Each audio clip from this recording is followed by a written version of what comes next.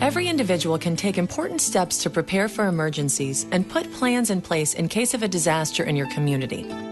If you have a disability or other access or functional need, you may have to take additional steps to protect yourself and your family.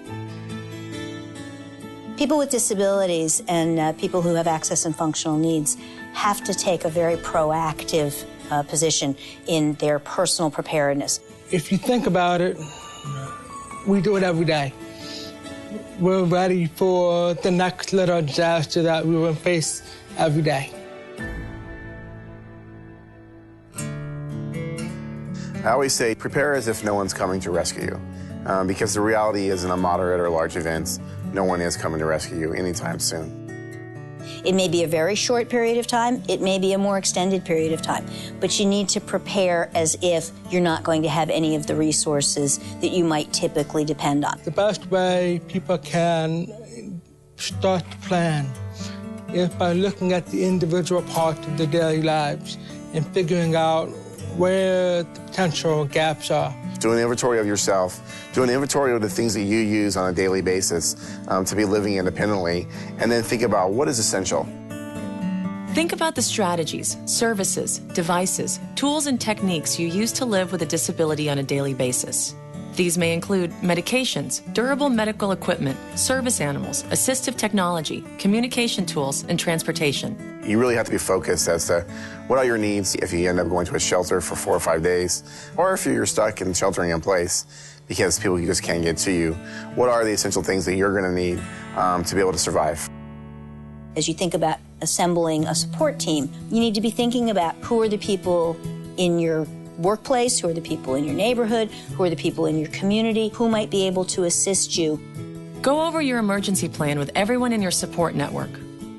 Make sure that someone in your personal support network has an extra key to your home and knows where you keep your emergency supplies. And teach them how to use any life-saving equipment or administer medicine in case of an emergency. It's important that you find out in those places where you receive services on a regular basis, you find out what their emergency plans are. Ask them. If you are a person who gets dialysis, what are their emergency plans? If you're a person who uses paratransit services, what are their emergency plans for providing paratransit? A standard emergency kit includes water, food, and medicine to sustain all members of your household for at least 3 days. Visit ready.gov for a complete list of suggested items, along with recommendations for how to prepare a family emergency plan.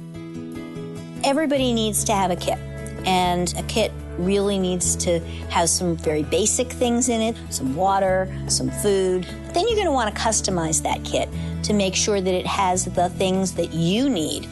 Individuals with access and functional needs may want to consider some of the following items: extra glasses or hearing aids, battery chargers or extra batteries, copies of medical prescriptions, supplies for service animals, and necessary medical supplies. Visit ready.gov for a complete list of suggested emergency items for people with access and functional needs. People with disabilities and access and functional needs are their own emergency managers. They know what they need on an everyday basis. And what my kit looks like is very different than somebody else's kit. You want to be thinking about what is it going to take for you, both in your home and out of your home, to be able to maintain your health, your safety, your independence for a period of, a few hours to perhaps a few days. Preparedness is actually a 365-day-a-year activity that all of us should take very seriously.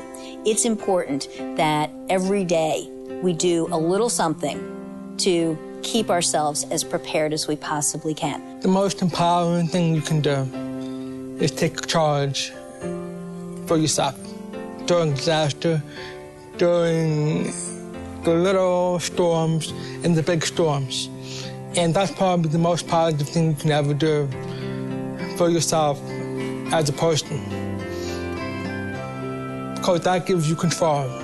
That gives you control over the outcomes. Download this brochure about preparing for disaster for people with disabilities and other access and functional needs from ready.gov.